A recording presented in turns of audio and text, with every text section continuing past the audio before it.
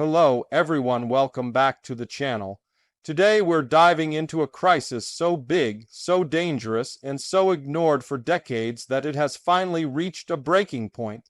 Iran, a country once known for its mighty rivers, vast lakes, ancient aqueducts, and rich agricultural plains, is now standing at the edge of what experts are calling a zero-day scenario, a day when water simply runs out. And according to new reports coming out of Tehran, that day is not far away. In fact, some officials inside Iran are warning privately that zero day might hit large cities sooner than anyone expected, leaving millions of people without access to clean water, forcing evacuations, triggering unrest, and pushing the government into the most dangerous internal crisis since the 1979 revolution. For years, Iran has struggled with water shortages, but nothing compares to what is happening right now. Satellite images reveal dry, up riverbeds stretching for miles, cracked lands where fertile farms once stood, and lakes that have shrunk into salty patches of desert. Entire ecosystems have collapsed, forcing people, animals, and agriculture to fight over what little remains. And behind closed doors, Iranian officials are calling this a national security emergency.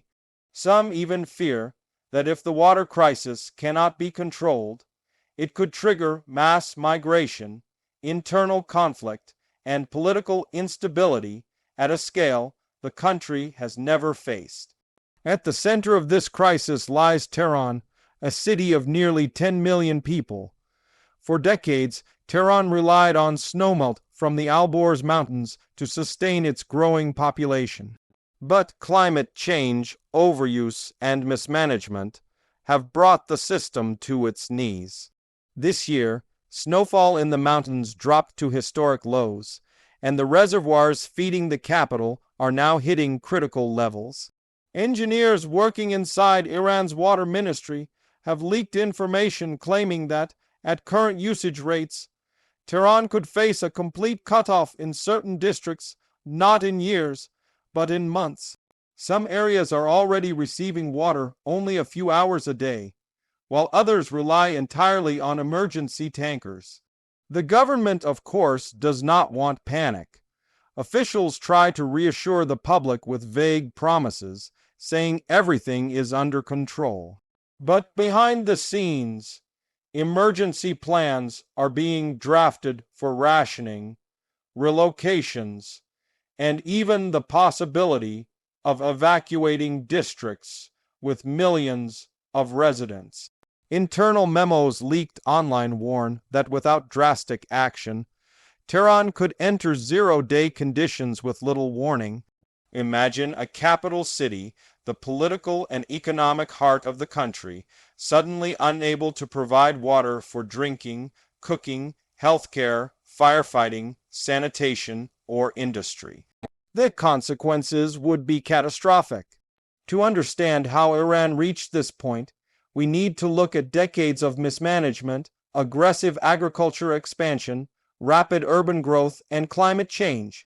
Iran once built massive dams to control its rivers and feed its farms, thinking these structures would secure the country's future.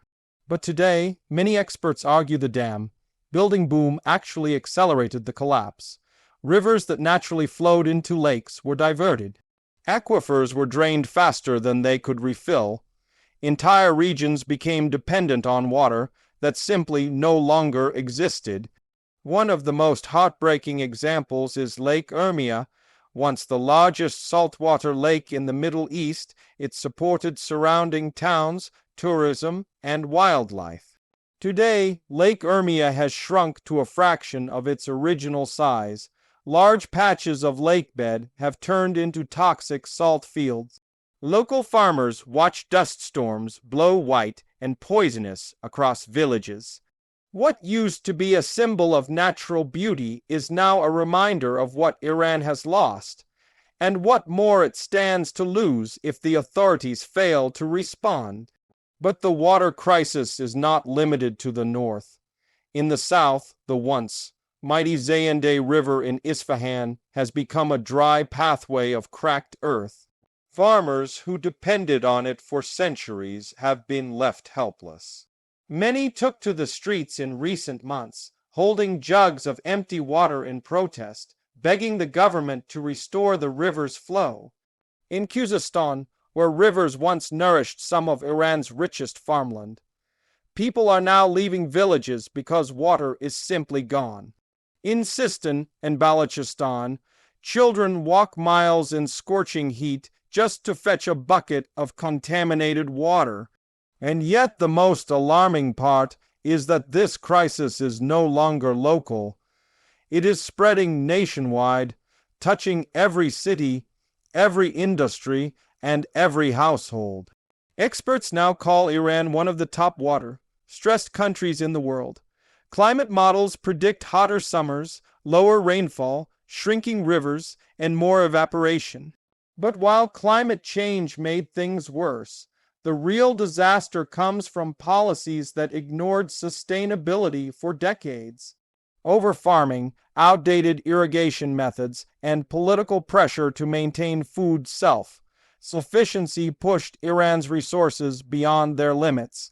Wells were drilled deeper every year, draining aquifers that took thousands of years to form. Now many of those wells are dry, leaving entire villages abandoned. Tehran's situation, however, is the most dangerous, because if the capital collapses, the entire state structure collapses with it. The government depends on Tehran not only for politics, but also for industry, military centers, research institutions, and major companies. A water shutdown in Tehran would be more than a humanitarian crisis. It would be a national crisis. It would be political. It would be economic. It would be military. It would be psychological, and Iran's leadership knows it. Inside the government, Ayatollah Khamenei has been briefed repeatedly about the seriousness of the situation. Analysts say the supreme leader views the water crisis as more threatening than Western sanctions because it affects every citizen directly. For years, the government tried to blame external enemies for shortages. But water is different. It is visible. People can see dry rivers. They can see empty reservoirs. They can see fields turning yellow. They can feel taps running dry. This is not something that propaganda can hide. The Iranian military has even begun to prepare contingency plans for protecting water infrastructure from unrest. In some regions, water pipes and pumping stations have been guarded by security forces. Reports say that in cities like Shiraz and Avaz, tensions rose so high that authorities feared riots during especially hot weeks when temperatures crossed 50 degrees C and water supplies were severely limited. The situation in Tehran could escalate much more quickly, simply because of the population size. At the same time, the crisis has geopolitical implications. Iran's rivals are closely watching. As the country becomes more vulnerable internally, its behavior externally may become more unpredictable. Some analysts fear Iran could take aggressive actions abroad to distract from domestic instability. Others believe the government may tighten political control at home, using the situation as justification for strict crackdowns. Meanwhile, sanctions continue to limit Iran's ability to import advanced water technology or build modern desalination systems at scale. Yet, despite the severity of the situation, there are still possible solutions if they are taken seriously. Experts say Iran must overhaul its agriculture sector, which uses more than 90% of the nation's water through outdated methods. Drip irrigation, crop changes, and water recycling could dramatically reduce consumption. Cities need new infrastructure, leak repair, and more efficient distribution systems. The government must also regulate groundwater extraction before aquifers collapse entirely. And at a national level, desalination plants along the Persian Gulf could help supply coastal regions, reducing pressure on inland areas. However, implementing these changes requires stability, money, planning, and trust, and right now, Iran is struggling with all four. Inflation is crushing families, protests erupt every few months, political factions fight for power, and many citizens no longer believe the government's promises. All of this creates a dangerous environment where a water crisis can turn into a spark that ignites something far bigger. Imagine the scene: a hot summer day in Tehran, the temperature hits 45 degrees C. A major district suddenly loses water for 48 hours. People rush to buy bottled water, but the stores run out within minutes. Crowds form around tanker trucks. Fights break out. Videos spread online. The government tries to control the narrative, but the panic spreads faster than information. As frustration grows, people take to the streets demanding answers. Roads get blocked. Police intervene. Rumors spread that the reservoirs are empty, that the government is hiding the truth, that water is being diverted to elite neighborhoods. Whether true or not, fear fuels anger, and within hours the capital is in chaos. This is the scenario experts fear: a chain reaction where environmental collapse triggers social collapse, and social collapse triggers political collapse. Iran is not the first country to face water shortages, but what makes Iran unique is its size, its geopolitical importance, its internal tensions, and its population density. A water shutdown in a country of 88 million people is not like a shortage in a small nation. It is a crisis with regional consequences.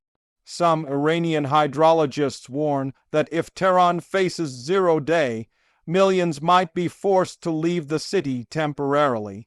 But where will they go? Neighboring provinces already struggle with shortages. Moving millions of people requires resources Iran simply does not have under current sanctions. This is why certain officials inside Iran are privately sounding the alarm, saying the next 2 to 5 years will determine whether the country stabilizes or spirals into a prolonged crisis. Meanwhile, international institutions are monitoring the situation closely. Climate maps show Iran heating faster than global averages. Rainfall is becoming increasingly unpredictable, and the ancient underground aqueducts known as qanats, once Iran's engineering pride, are drying at unprecedented rates. These qanats sustained civilizations for over 2,000 years, but modern extraction overwhelmed them. Now many are collapsing or too dry to be used. What we are witnessing is not just a water shortage, it is a tipping point. Iran is confronting the limits of its environment, and the consequences could shape the nation's future for generations. Yet, despite all the darkness, there is still hope if action is taken.